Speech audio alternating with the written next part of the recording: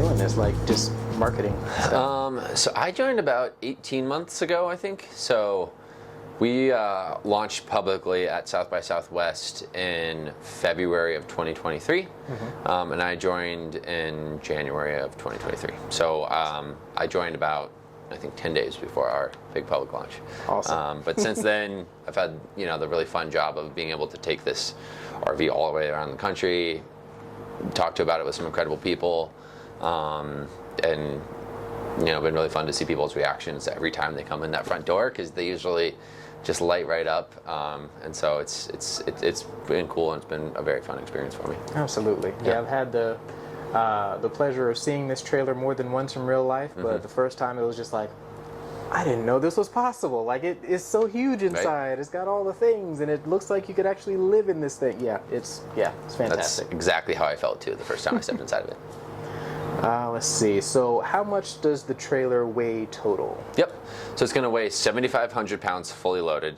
So that is with your tanks completely full of water and all your gear inside of it. So what kind of tow vehicle does that look like to take it? As far as EVs, the ones that are going to be able to tow it are the R1T from Rivian, the R1S. Your Cybertruck can pull it. F-150 Lightning can pull it. The new Chevy Silverado will be able to pull it.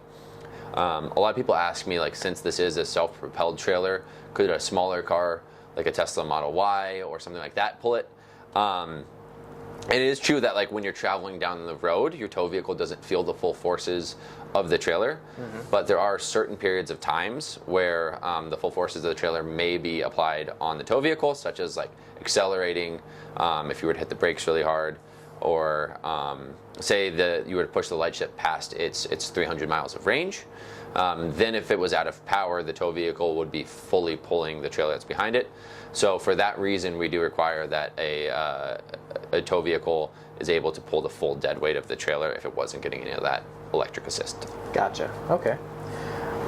So I asked this a little bit earlier, just making sure I get it for the interview part. Yep. How heavy is the trailer? Like, how heavy does it feel to the actual vehicle? Yeah. So say you're traveling down the road, it's gonna feel like there's almost not anything behind you at all. So we need there to still be like a little bit of backwards force on that ball to make sure that the trailer and the tow vehicle stay connected. But it's going to be a very small amount. So it's a near zero decrease in your fuel economy if it's a combustion engine vehicle that's towing it, or a near zero decrease in your range if it's an electric vehicle that's towing it. There will be still some decrease in your efficiency, but it's a very small amount, and it's incredibly more efficient than just towing your traditional travel trailers. Gotcha. Okay. Oh, how did you guys decide on your battery number? Like how much power you're actually putting in the trailer?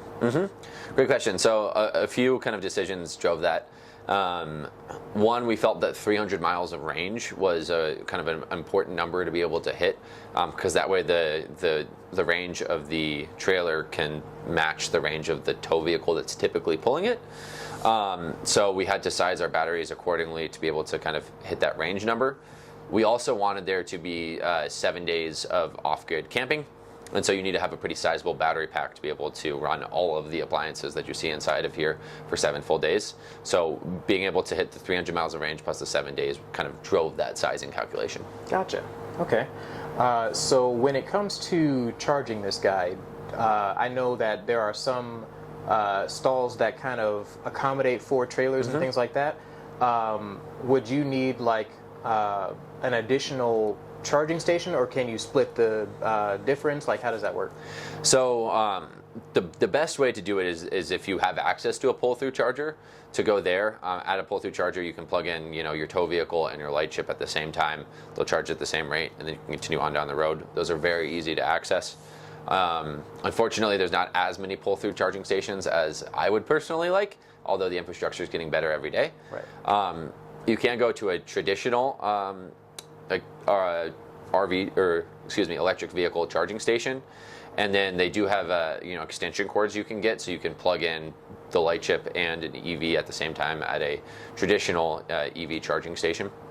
But there's also a lot of other ways to charge the L1 too. So you can go to a campground and you can charge it off of a 50 amp hookup at the campground. you can, trickle charge it with an extension cord from your house, although that'll take a while. It's always going to be charging off of the solar panels that are above our heads right now. And then it's also got regenerative braking built into it. So say you're coming down a mountain pass, the L1, instead of applying like a traditional RV brake, will use regenerative braking and actually recharge itself, which I think is pretty cool. So Gotcha. You're not fully reliant on DC fast chargers, but there's lots of different ways to charge a trailer. Awesome. Okay. Let's see. So you mentioned this a little bit earlier as well, but when can we expect to see this trailer on the market? Yeah, absolutely. So we're going to go into production in Q4 of this year. First deliveries are going to happen most likely pretty early in Q1 of next year in 2025. What that means is, by the time that next camping season rolls around, next spring, summer, and fall, you can expect to see Lightship L1s rolling down the roads in towns around you. That's what's up. All right. So, this was one that was, you remember I said there's a question that just asked over and over? Yeah. So how do you keep the glass safe?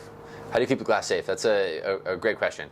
So a lot of people are kind of worried about like rock trips in the front of the trailer. Mm-hmm. But actually when you lower the trailer down, pretty much all of that frontal glass is protected behind the tongue box, and it's not exposed to objects that could be flying at it as you're going down the road. Most of the glass that is exposed is at a very obtuse angle to what an object that would hit it would be. Mm-hmm. We've towed this trailer all around the country for the past 18 months. And as you can see, there are no rock chips on any of the pieces of glass here. Right. We do also have a film that we're going to be applying over the kind of frontal windows to add an additional layer of protection against rock chips. Mm-hmm. It's a great question because you do think with all this glass, how do you protect it? But we haven't really found it to be an issue of having chips and damage and things like that. Okay. Let's see. This is one of my fun ones. Yeah. What is a hobby that you have less time to do than what you'd like now that you're working as a marketing director for Lightship? So this is going to sound kind of funny, but RVing is a hobby that I actually have less time for now. Before I joined Lightship, I lived full-time out of a self-renovated RV. So I bought a school bus. I took all the seats out of it. I converted it to an RV it was me and my fiance who kind of took on the project. And then we lived out of it for 2.5 years. We were kind of traveling around the United States. It was an amazing experience. And once I joined Lightship, then all of a sudden I moved into an apartment. So I was spending a lot less time in my bus than I was before. And so actually I've been RVing less now that I work for an RV company, which is kind of this juxtaposition. But, I was doing it full time. So obviously anytime, any amount of time would be less. Right. Yeah. Okay. Let's see. What's your favorite feature of the Lightship that people don't ever ask you about? Ooh, that's a good question. One thing that I found in my bus that was a problem was shoes always piled up by the front door, and you don't realize how many shoes you have when you go camping. So the Lightship L1 actually has a built-in shoe rack in the front area.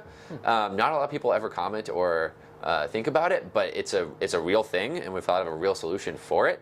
And I hope that shows how much attention to detail we put into all the little nooks and crannies of this RV. Absolutely. Okay. Last question. Yeah. Do you have anything else that I should have asked? Oh man. Jeff, I think you've done a really good job of asking all the right questions, and we've had a pretty comprehensive tour. And I think we've covered just about all the things that there is to really talk about. We're obviously very excited to be getting these RVs into people's hands, and can't wait for that to happen. And if somebody was interested, they're able to place a reservation for a Lightship L1 at lightshiprv.com. It's a $500 fully refundable deposit. That would secure somebody's spot towards the front of the line. And then as we work through our bank of reservations, we would eventually reach out to them to help that person configure their L1 and then go ahead and manufacture it for them. So we are actively accepting reservations. Rockin'. So I don't know if you're allowed to talk about it, but how many reservations do you have so far? That's not something that we're able to publicly share at the moment. We are quite happy with the number we have. Mm-hmm. So I would say that, if you're kind of on the fence about it, I would recommend placing a reservation just to secure that spot. And if your circumstances change by the time you get to the front of the line, that's no problem. The deposit is fully refundable, and that individual would get their money back. Okay. So you heard them, guys. Get in line because orders are going crazy. That's what I heard anyway. I don't know. Yeah. But yeah, thank you guys so much for watching. Thank you, sir, for your time. Thank you so much, Jeff. I appreciate it. Yeah. That's it, guys. Cool.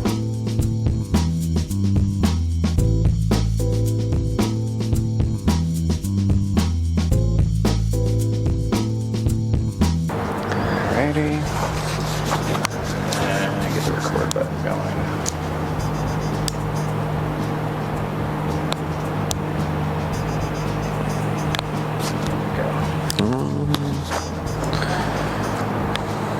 Yep, we're all good. Yeah, jump back in frame just to make double check. Rock it. Okay. All right. Questions? Alrighty.